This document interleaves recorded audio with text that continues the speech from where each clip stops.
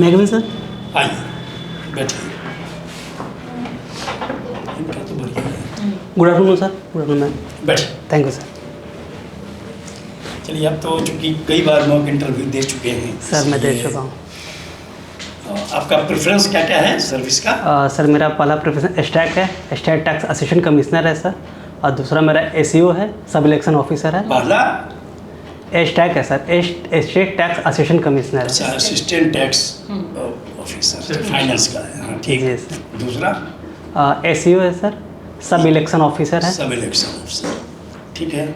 और तीसरा मेरा ARCS है, assistant registrar cooperative service. Assistant registrar cooperative आप सोसाइटी। शायद FO और इन दोनों के लिए चयनित है ना, या सिर्फ? नहीं मैम, सिर्फ मैं असिस्टेंट अच्छा। CCE के लिए चयनित हूँ। ओके। अच्छा, ठीक है। भारत सरकार के सहकारिता के मंत्री कौन है? श्री अमित शाह जी हैं सर। श्री अमित शाह जी हैं, ठीक है। और कोऑपरेटिव जो है उसमें पैक्स क्या होता है? जिस पद के लिए आप अति किए हैं, तो पैक्स क्या है, उसका फुल फॉर्म क्या है? सर इसका पूरा नाम प्राइमरी एग्रीकल्चर क्रेडिट सोसाइटी है, जो कि रूरल एरिया में मुख्यतः जो क्रेडिट देने का कार्य करती है मेनली। आपने सब इलेक्शन अफसर का भी पोस्ट दिया है सर कल कहाँ वोटिंग हुई है? हरियाणा में सर हुई है वोटिंग। कितना असेंबली सीट है वहाँ? 90 है सर। इसके पहले कहाँ पर वोटिंग हो चुकी है 3 फेज में? सर जम्मू कश्मीर में हुई है। वहाँ पर कितनी सीट है? सॉरी सर, उसका मुझे इसका याद मतलब नहीं है कि आप लोग अखबार अभी भी नहीं पढ़ रहे। सर। पढ़ता हूँ, आज भी सुबह देखा था सर, वहाँ के वोटर टर्नआउट भी 90 देखा था, लेकिन दोनों जगह 90 सीट है। सेम। Thank you sir. वहाँ के अभी वहाँ पर एक नियम बनाया गया है कि 5 अलग से मनोनीत किए जाएंगे लेफ्टिनेंट गवर्नर के द्वारा, जी सर। लेकिन इलेक्शन 90 सीट्स पर हो रहा है। हरियाणा में जो मुख्य दल कॉन्टेस्ट कर रहे हैं उसमें मतलब ये 2 दल का नाम। सर बीजेपी है, कांग्रेस है सर। इस 2 दल जो राष्ट्रीय पार्टी है, जी सर। इसके अतिरिक्त और कौन कौन सी पार्टियां हैं देश में जो राष्ट्रीय पार्टी की दर्जा प्राप्त है अभी? जदयू जनता दल यूनाइटेड है सर। ये राष्ट्रीय पार्टी है? टोटल कितनी है राष्ट्रीय पार्टी? राष्ट्रीय पार्टी है कितनी अभी? और कौन टोटल सी? कितनी है? जेडीयू नहीं है? सॉरी मैम, टोटल नंबर मुझे याद नहीं आ रहा है, सॉरी मैम। तो अब इसके अलावा मतलब ये बता दीजिए। नेशनल पार्टीज में वैसे भी चूँकि हम साथ बतलाते भी चलें, नेशनल पार्टीज में बहुजन समाज पार्टी है, CPIM है, अभी आम आदमी पार्टी हुई है, इसके पहले एक छोटी सी पार्टी है असम के पुस्तक जिसका वो है। जो ये मेघालय के जो CM हाँ। कोनराड संगमा, हाँ, उनकी इनके पिताजी के द्वारा जो बनाई हुई पार्टी 7 या है NPP है। टोटल NPP, हाँ जी। तो चूंकि 4 राज्य जो छोटा छोटा है उसमें है, 7 में से 4 राज्य में वो वो है। राज्य पार्टी का दर्जा प्राप्त है, इसलिए उसको मिला हुआ है। जी सर। ठीक है ना? 6 है। किस क्राइटेरिया पर किसी को रखा जाता है? मैम इसके कई क्राइटेरिया हैं। 1-2 बताइए। 1-2 बतलाइए। हाँ, ज़्यादा नहीं। राष्ट्रीय दर्जा कैसे प्राप्त? 2 बताइए। चूंकि आपका पॉलिटिकल साइंस है। मैम किसी भी पार्टी को 4 राज्यों में स्टेट पार्टी का अगर दर्जा मिल जाए तो उनको राष्ट्रीय दर्जा। कितना वोट परसेंट चाहिए टोटल वोट का? हाँ। किसी राज्य में राज्य पार्टी का दर्जा प्राप्त करने के लिए कितना? टोटल कितना वोट वोट का चाहिए कितना मिनिमम? परसेंट? वैलिड जो पोल्ड वोट है उसका कितना परसेंट मिनिमम? सर मैं 2% और 6% में हमेशा कंफ्यूज कर जाता हूँ सर। 6% है, 2% नहीं है। सर 2% सीटें उनको इसके चाहिए। अतिरिक्त और भी 3-4 क्राइटेरिया जी, है, लेकिन सर। ये बहुत इंपॉर्टेंट क्राइटेरिया है। वैसे भी अब जेडीयू बोले कहाँ 4, वैसे भी सोचते तो जेडीयू कहाँ 4? जेडीयू तो कहीं नहीं है। Sorry ma'am. पहले तो कम से कम झारखंड आप में ही criteria झारखंड में बता रहे स्टेट कि पार्टी का 4 दर्जा था चाहिए, जेडीयू का। तो 4 जब तो है समता नहीं। पार्टी जब जॉर्ज फर्नांडिस साहब और नीतीश कुमार साहब ने बनाई थी, उस वक्त चूंकि टूट के आया था वो जनता दल से, इसलिए समता पार्टी को 1995 के इलेक्शन में नेशनल पार्टी का दर्जा प्राप्त था। ठीक है, थैंक यू। चलिए अब आप आइए कि तमिलनाडु के चीफ मिनिस्टर का नाम बताइए। श्री M.K. स्टालिन जी हैं सर। उनके बेटे का क्या नाम है? सर उदयनिधि स्टालिन। अभी वो क्या उनको प्रमोट करके क्या बनाया गया? उनको सर डिप्टी सीएम वहाँ का बनाया गया अभी। ये आजकल बहुत चर्चा में रहते हैं उदयनिधि स्टालिन, क्यों? सर उन्होंने हिंदू धर्म को लेकर कुछ विवादित बयान दिया था, इसलिए उन्होंने काफ़ी डेंगू और मलेरिया की तरह बताया था। उन्होंने कहा था कि सनातन धर्म डेंगू और मलेरिया की तरह है, इसको समाप्त किया जाना चाहिए, इसलिए वो विवाद में वो आ गए थे। जी सर। तो ये डेंगू किस मच्छर के काटने से होता है? मैम मादा एनोफिलीज मच्छर के काटने से डेंगू। डेंगू। सॉरी मैम, मुझे याद नहीं आ रहा है मैम। मलेरिया? Sorry ma'am. अब जो बताए हैं वो मलेरिया की वजह से, मलेरिया के लिए होती है। Thank you. एडिस होता है ना सर, एडिस डेंगू के लिए। इजिप्टी। हाँ, एडिस इजिप्टी होती है डेंगू के लिए। Thank you. ये बताइए, अभी 2 अक्टूबर को माननीय प्रधानमंत्री नरेंद्र मोदी जी ने कहाँ पर जनजातियों के लिए जो है एक प्रोग्राम शुरू किया? 2 अक्टूबर का। अभी उस दिन तो न्यूज़ जरूरी भी है, 2 अक्टूबर को किया गया, तो महात्मा गांधी के सोचिए जन्म उपलक्ष्य में किया गया, तो कुछ अच्छा ही किया गया होगा या किसी आपने पढ़ा? जनजाति के लिए तो खासकर आप देख रहे हैं माइनॉरिटी जनजातियों के लिए किया गया, क्या किया गया? मैम जनजातियों के लिए एक योजना चलाई गई है हाँ। जिसमें उनके लिए घर का निर्माण किया जाएगा। वहाँ पे जो बेसिक इंफ्रास्ट्रक्चर है, शौचालय हो गया। हाँ, मैंने पूछा, मेरा प्रश्न है कहाँ से शुरुआत किया गया मैम? हाँ, कहाँ पर किया मोदी जी ने? सॉरी मैम, ये भूल रहा हूँ। Jharkhand. Thank you ma'am. Jharkhand में, क्योंकि अपकमिंग वहाँ पे इलेक्शन होने वाला है ना। अब ये आप मत बोलिएगा, ये सर बता रहे हैं। अब आप ये मत बोल दीजिएगा वहाँ पे। अपकमिंग इलेक्शन आप मत जैसे बोलिएगा। क्लासिकल लैंग्वेज और ये बना, बात ये भी है ना कि जैसे वहाँ क्लासिकल लैंग्वेज बना तो मराठी नंबर 1 पे है, तो वहाँ भी विवाद हुआ क्योंकि महाराष्ट्र में इलेक्शन होने वाला है।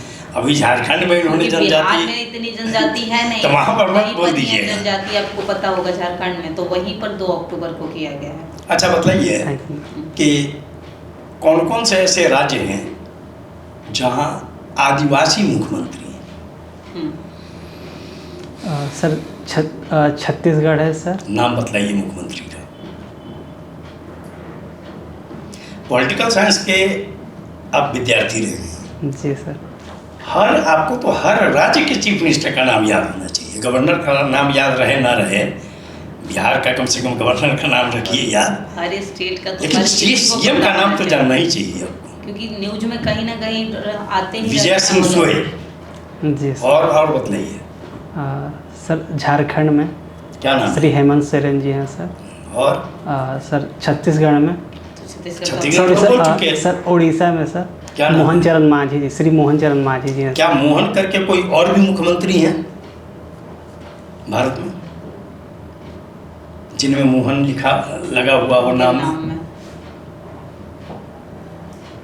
सर मध्य प्रदेश में मोहन यादव जी हैं, श्री मोहन यादव जी हैं सर। ठीक है, मैंने नर्वसा मत देखिए, बोर्ड में जो क्वेश्चन पूछे जाएंगे आपसे, या नहीं होगा जैसे मान लीजिए कि मैं पूछ रहा हूँ, उन्हीं में से कोई चीज निकाल के मैडम पूछ देंगे। जैसे अभी इन्हीं डेंगू में से- आपसे पूछ दिया गया, तो डेंगू पूछ दी, बात हो इनसे रहा था, निकाल के ये पूछ देंगे, जी सर। आपसे कहीं से प्रश्न बनाया कहीं जाए। से भी। वो रिलेटेड क्वेश्चन वो बहुत जरूरी होता नहीं है। ये कहा जाता है कि आपका सब्जेक्ट है तो इस पे आपकी पकड़ होनी जरूरी है, क्योंकि भाई ग्रेजुएशन आपने 3 साल दिया इस सब्जेक्ट को, और उसमें आप मेंस का पेपर ऑप्शनल दिए, क्योंकि अब तो चलो ऑप्शनल वैसा नहीं है, क्वालिफाइंग नेचर है, तो नॉलेज के लिए। लेकिन जरूरी नहीं कि इसी बेस पे आपका होगा। आप कहीं से बताइए पूछा ध्यानाकर्षण प्रस्ताव क्या होता है और काम रोको प्रस्ताव क्या होता है?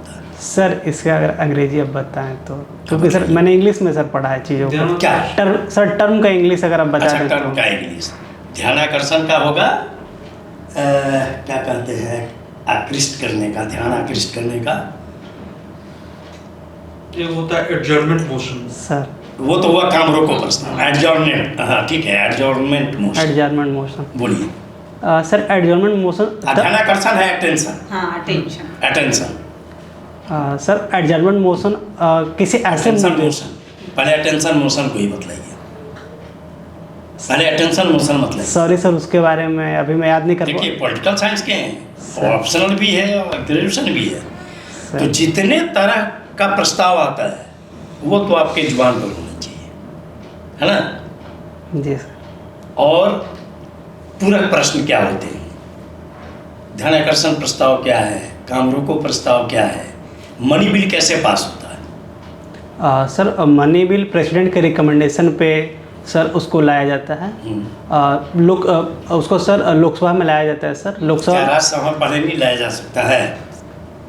क्या प्रक्रिया, क्या नियम है? राज्यसभा पहले लाया जा सकता है कि नहीं, सर के प्रश्न या लोकसभा में ही आएगा? नहीं आएगा।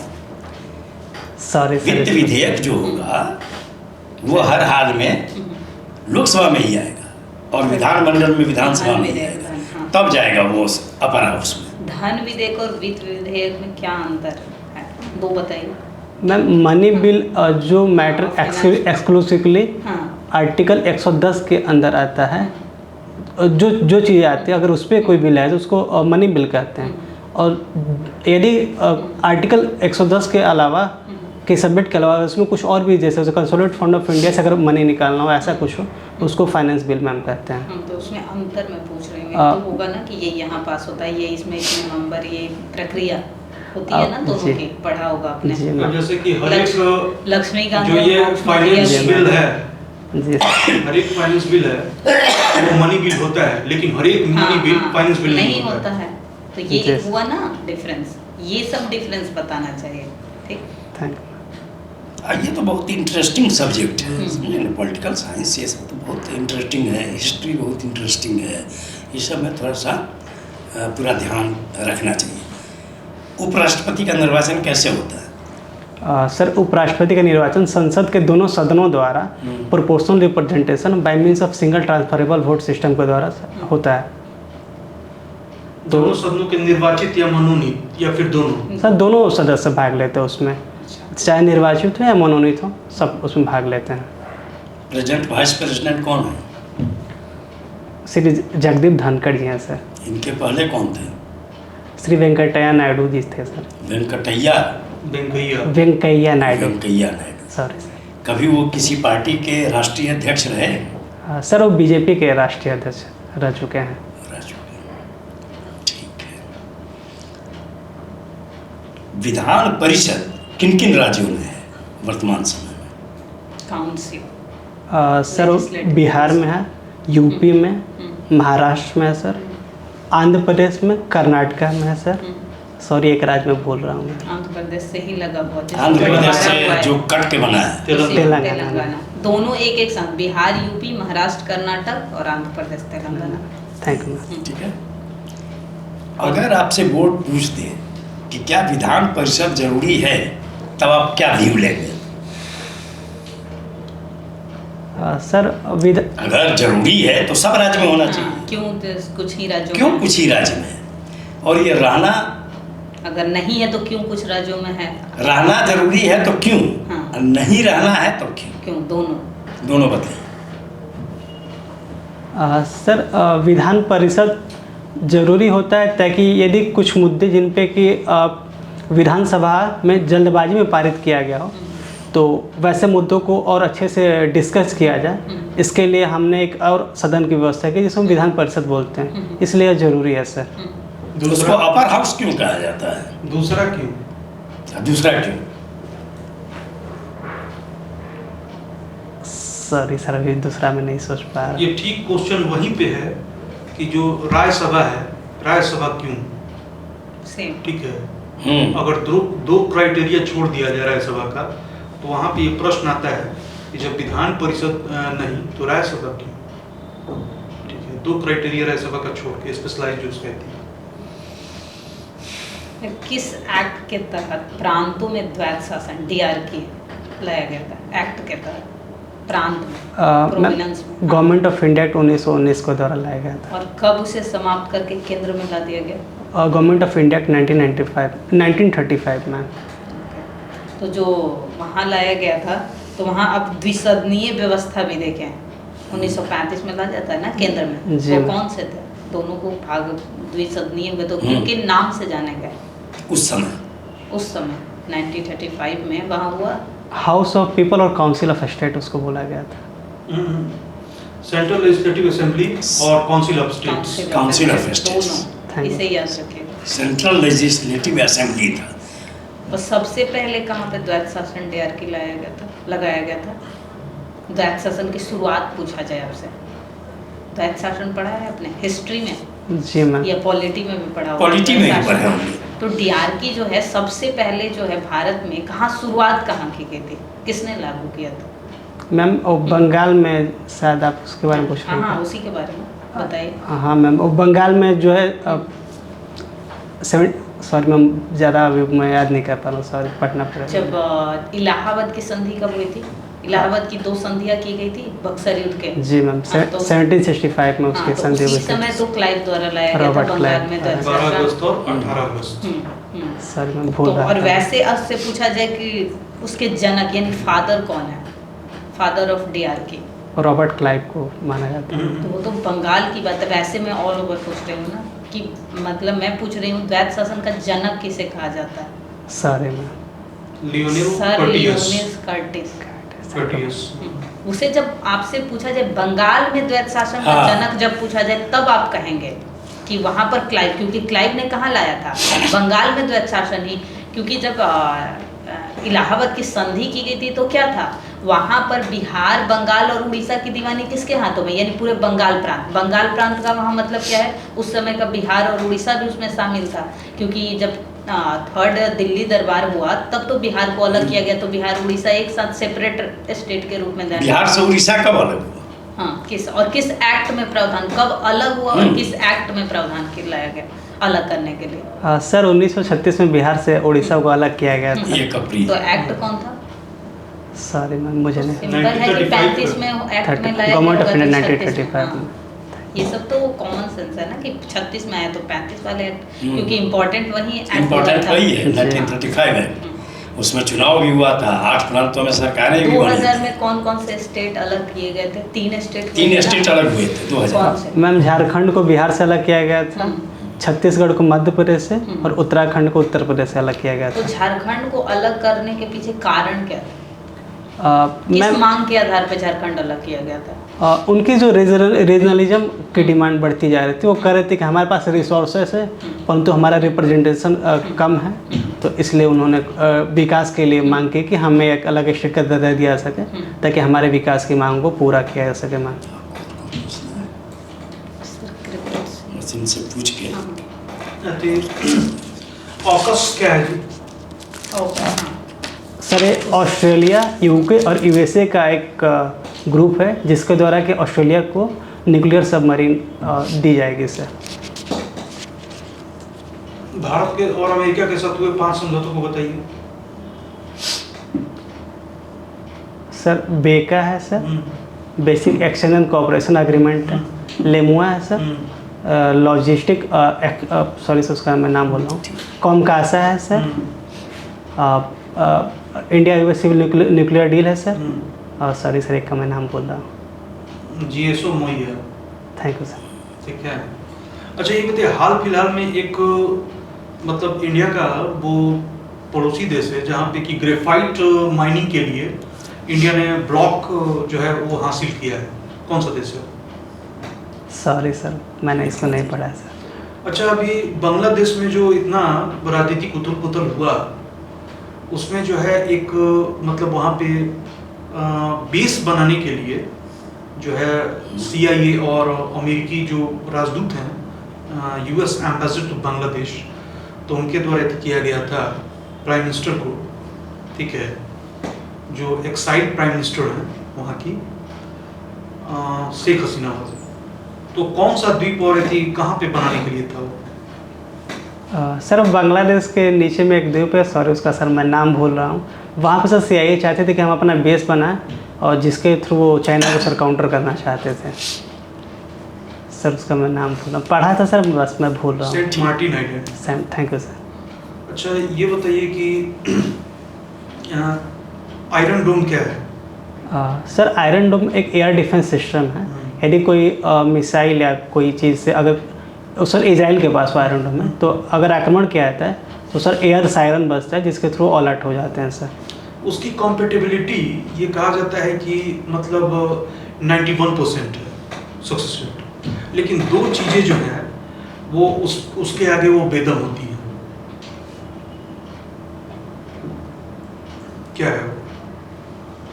सॉरी सर, मुझे नहीं पता। हाइपरसोनिक मिसाइल का नाम सुना है आपने? जी सर। अच्छा चलिए, ये एती हो गया। दूसरा है साइबर डोम, क्या है?